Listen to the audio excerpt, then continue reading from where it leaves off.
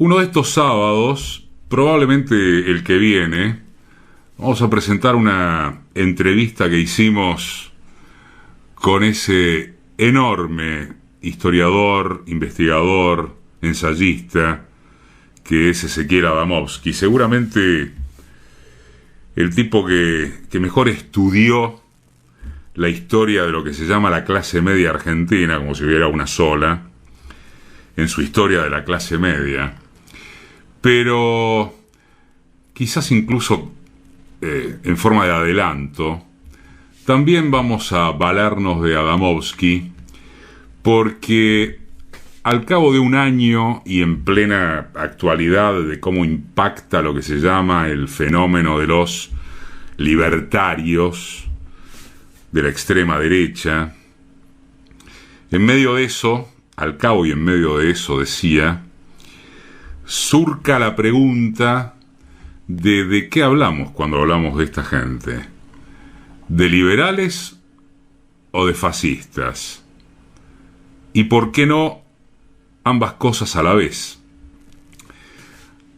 Por eso recurro a la nota que Ezequiel escribió el 28 de noviembre pasado, al toque de las legislativas, y en la que recuerda que, como sucede en otros países con fenómenos similares, el surgimiento de liderazgos, llamémosle así, como el de Javier Milei, desafía las categorías políticas heredadas.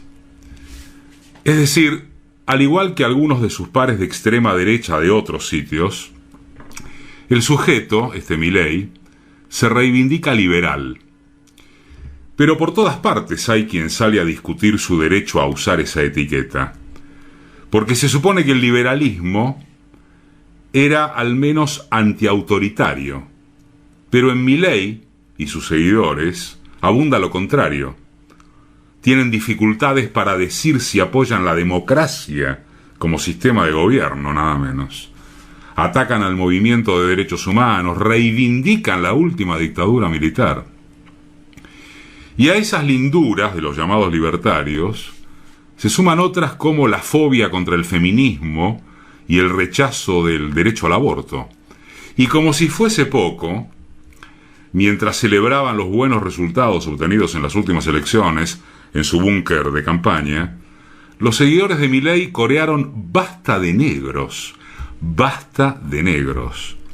Y para completar el cuadro, dicen abiertamente que su fuerza debería formar una fuerza de choque, una milicia armada. En fin, por todo esto, para algunas personas corresponde considerarlos fascistas y no liberales. ¿Lo son? Es la pregunta que se hace Ezequiel Adamovsky y nos hacemos tantos, ¿no? Algunos podremos tener respuestas más contundentes, otros más dudosas, pero es la pregunta, o es una pregunta. Ciertamente, Milei y los suyos son fachos en el sentido en que usamos la expresión en la Argentina. Gente de extrema derecha autoritaria, reaccionarios.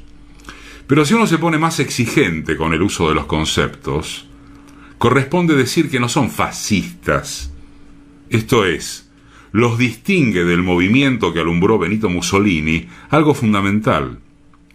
El fascismo fue un autoritarismo centrado en el fortalecimiento del Estado y por ello enemigo del individualismo. El lema del fascismo era todo dentro del Estado, nada fuera del Estado, nada contra el Estado. Justamente se lo llamó totalitario por esa pretensión de encuadrar totalmente la vida social dentro del aparato estatal y bajo su liderazgo único. Pero una máxima así causaría espanto a Milei y a sus seguidores, que rechazan el Estado, que propugnan el individualismo ilimitado. Y agréguese que son, además, partidarios del liberalismo económico en su versión más extrema, y por ello ajenos al tipo de visión corporativa que fue la marca distintiva del fascismo. Son diferencias, en ese plano agregamos, sustanciales. Si analizamos el discurso de Milei, como también señala Adamowski, desde el punto de vista doctrinario, al núcleo liberal está más claro, más prístino. Cita autores liberales, dialoga con esa tradición, utiliza sus términos. En sus actos públicos suele repetir como mantra su definición de liberalismo. Dice, es el respeto irrestricto del proyecto de vida del prójimo basado en el principio de no agresión y en defensa del derecho a la vida, la libertad y la propiedad. Nada fascista allí. Se trata de una definición perfectamente liberal. Si le entramos a la cuestión desde el punto de vista de su pertenencia al campo del liberalismo, tampoco hay motivos para albergar dudas o tener incertidumbres. Alberto Venegas Lynch, hijo, supieron en el Encuentro Nacional Republicano, allá en las postrimerías de la dictadura, agrega uno, proponer el voto calificado. Venegas Lynch es acaso el referente más destacado de nuestros liberales clásicos. Lo reconoció como parte de su familia política, en la que también colocó, por supuesto, al PRO. Y Macri y Patricia Bullrich lo cortejan, lo reconocen a Milei, que lo retribuye, símil a sus programas políticos. Se autopercibe liberal, habla como liberal, los liberales lo aceptan como un par. ¿Será que es liberal nomás? La percepción de que hay alguna clase de paradoja o inconsistencia en la identificación de Milei como liberal parte más bien de un pobre conocimiento de esa tradición.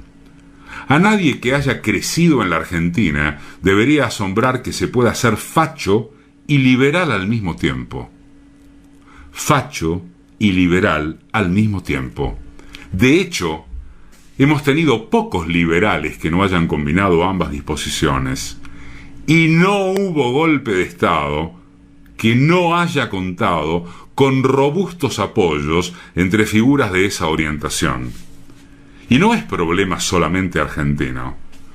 La desconfianza frente al voto popular es constitutiva de esa tradición, y su tolerancia hacia los gobiernos democráticos siempre quedó supeditada a que sus políticas coincidieran con sus ideales. Friedrich Hayek, el pensador señero de los liberales actuales, apoyó efusivamente al régimen de Pinochet cuando impuso el terror sobre la población chilena. Dictadura y liberalismo para él, para Hayek, no eran términos necesariamente excluyentes. La democracia solo le resultaba tolerable si era liberal. La etiqueta neoliberalismo autoritario, de uso en el campo académico, apunta justamente a reconocer esa conexión histórica. Y como mostró un experto en la historia del pensamiento neoliberal, varios de los partidos autoritarios y xenófobos de la extrema derecha europea, a los que erróneamente se llama populistas, salen más bien de esa tradición y mantienen con ella amplias zonas de contacto. Por último, que haya liberales que también sean conservadores no debería sorprender a nadie. La unión entre ambas tendencias es bastante sólida y continuada. Solo quien desconoce la historia del liberalismo, del neoliberalismo, podemos agregar, lo imagina como una corriente invariablemente progresista y democrática. Más allá de la precisión en el uso de los conceptos, estratégicamente hablando, ¿conviene entonces aceptar a Milei como liberal?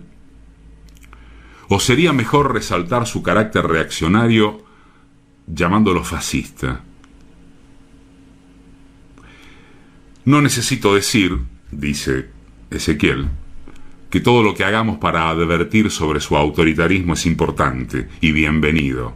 Sin embargo, existe un riesgo en eludir el rótulo liberal que él reclama con justicia, nos hace quedar entrampados en horizontes políticos del pasado, que ya no existen. El fascismo histórico, que era antiliberal, llegó a ser un poderoso movimiento de masas. Se lo derrotó con mucho esfuerzo, gracias a que, a mediados del siglo XX, había una izquierda igualmente poderosa, en su momento de máxima organización, y a que buena parte de los liberales de entonces se aliaron con ella para contener la barbarie derechista. La victoria militar de los aliados contra Hitler, Mussolini y sus secuaces, y su correlato en los frentes populares antifascistas que hubo en todas partes, la Argentina incluida, plasmaron esa alianza que nos salvó entonces de movimientos que amenazaban con arrasar las libertades y los derechos más elementales. ¿Hay terreno hoy, preguntamos como pregunta Adamovsky, para una confluencia semejante? Es dudoso. Nuestro escenario actual es completamente diferente. Los fachos no son antiliberales como antaño, son liberales extremos. La izquierda es débil y, lo que es más importante, los liberales más tradicionales se muestran cada vez más seducidos por ese individualismo autoritario que aflora en movimientos como el de Milei. Lo cortejan, lo alimentan desde sus principales organizaciones políticas, desde los medios de comunicación, que también agrega uno, es de donde salió Milei. Los grandes empresarios lo financian. Vamos a dar algunos datos en estos programas acerca de este tema. Y también reciben dinero del Departamento de Estado de los Estados Unidos, vía fundaciones que son su cobertura. Dicho en criollo, no podemos contar con que un liberalismo democrático y progresista vaya a colaborar hoy en la contención del autoritarismo liberal que avanza. Más bien, es esperable lo opuesto. ¿Y acaso sea mejor, en este escenario, no eludir la conexión entre las familias del liberalismo, como sucede si nombramos fascista a una de sus ramas? Al contrario, puede que sea estratégicamente más productivo advertir sobre su común tendencia al autoritarismo. En definitiva, estamos en una encrucijada política mundial que amerita la máxima preocupación. De los partidarios de Trump tomando el Capitolio a Bolsonaro amenazando con golpes militares, la nueva derecha radicalizada pone en riesgo, una vez más, los pilares de la vida civilizada. Parafraseando el viejo lema del fascismo italiano, el lema del liberalismo autoritario actual sería: todo dentro del mercado, nada fuera del mercado, nada contra el mercado. Y barrer violentamente, si hace falta, con cualquier obstáculo que se oponga a ello. En cierto sentido, comparten con el fascismo la misma visión totalizante, solo que desplazada a la fantasía de que sea el capital, y no el Estado, el que totalice la vida social. La fantasía de acabar con la política, de que las corporaciones y sus algoritmos las suplanten, de que votar deje de ser necesario y pueda reemplazarse por su supuesto equivalente, o sea, consumir. Como dice también Adamovsky, que no haya valor, que no haya vínculo, que no haya derecho o actividad que escape a la lógica del mercado. Sin duda se trata de una visión totalitaria y por ello tan enemiga de la libertad como la que esgrimieron los Mussolini del pasado. Porque también se propone destruir la urdimbre múltiple de lazos colectivos que da cuerpo a nuestra vida social. ¿Para qué?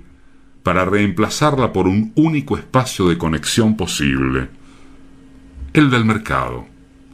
Que no subsista ningún lazo horizontal por fuera del imperio de su ley, la del mercado.